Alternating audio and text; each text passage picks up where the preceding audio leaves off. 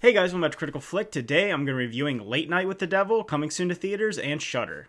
I'm going to do my best to try not to go into too many spoilers in this review, but if you really want no information about the movie, I definitely recommend checking out and coming back later. And if you are a fan of found footage movies and horror films in this kind of subgenre, it's definitely worth checking out. Late Night with the Devil is kind of a new, interesting twist on the found footage genre. It's the story of a late night host named Jack Delroy, who's played by David Dastmalchian.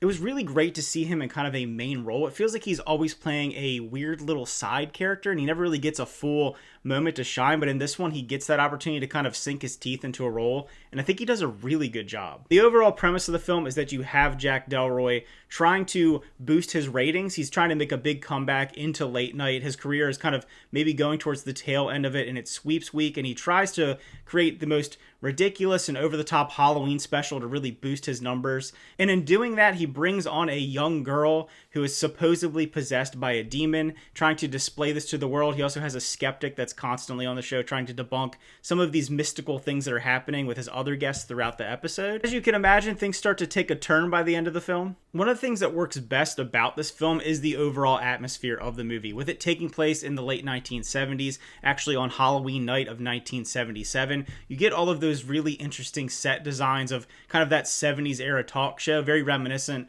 of Johnny Carson. He's playing a character that's kind of the rival of Johnny Carson. I think his character in a lot of ways reminds me a lot of like Conan O'Brien a little bit with his mannerisms. Obviously that's well before Conan's time, but it felt kind of inspired by that person.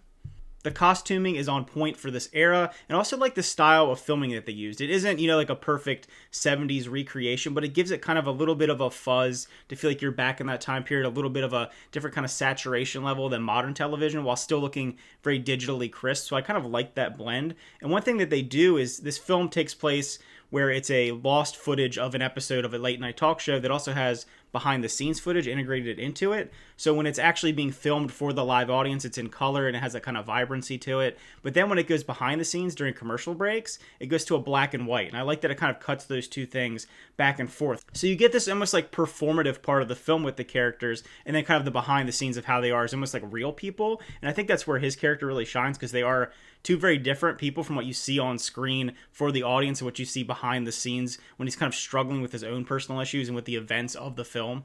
I actually really enjoyed the overall structure of this film when it comes to the pacing. I like that the first hour, you kind of are on the edge of your seat. You know something's going to happen. You don't know what's going to happen. You kind of have an idea. Things are starting to happen that are really strange, and it's just building you up and keeping that tension while never being really slow or boring, in my opinion. It does a good job of walking that slow burn line, and I think it pays off by the end with some crazy visuals that I really think they pulled off both with practical effects and visual effects. It really went out there. I didn't know it was going to go that far. Like I said, the first hour is fairly tame for the most part, then it really starts to kick into gear at the end. I also think there's some solid supporting performances in this film. Ingrid Torelli, who plays the young girl who's possessed in this movie, she does a really good job of doing that switch back and forth. I think the idea of playing a possessed individual is always difficult, to not have it come off cheesy and have it feel like it is genuinely kind of disturbing. I think she does a solid job at that.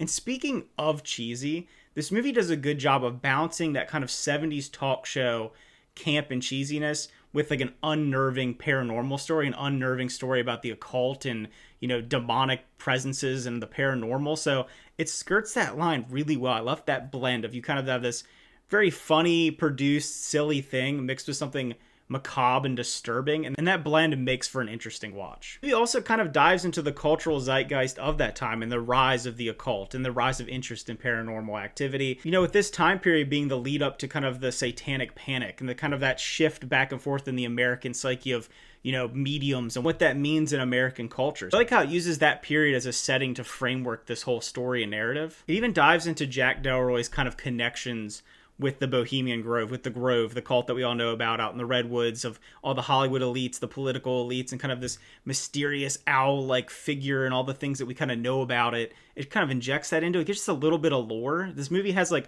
a nice deep layer of lore beneath the surface that makes it just that much more to cling on to. Another theme that's kind of threaded throughout the story is the idea of taking something that you don't understand, something that is too powerful to comprehend, and using it as spectacle and using it as something to make money and get ratings. So I think that comes across really well as a theme in this story. You've seen this theme used before in other horror films, particularly in one of my favorite recent horror films, Nope, where you have the idea of this chimpanzee being used for spectacle, the idea of the creature in the film being used as spectacle, and how that can come back and have consequences. So this movie kind of follows that similar kind of thread, but in a very different and unique way. But I think it still works. I think that theme is really strong, and it definitely comes across. So overall, I really enjoyed this film. I'm a big fan of found footage movies and horror films, so it's kind of the perfect blend for me. If I were to rate this one, I would give it an 8 out of 10.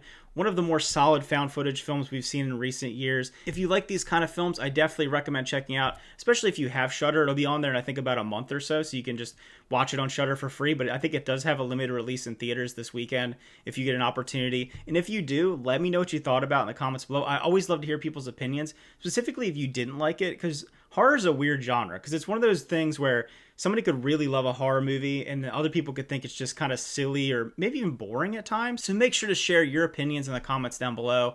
Thanks for watching. Remember to like and subscribe. See you guys next time.